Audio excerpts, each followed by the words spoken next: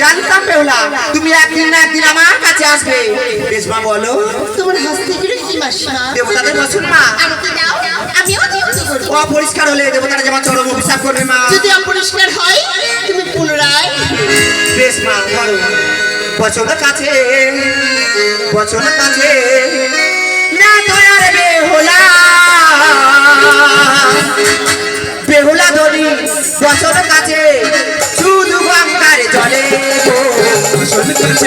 বসন কাছে না দয়ার বেহুলা বেহুলা ধনি বসন কাছে শুধু গঙ্গার জলে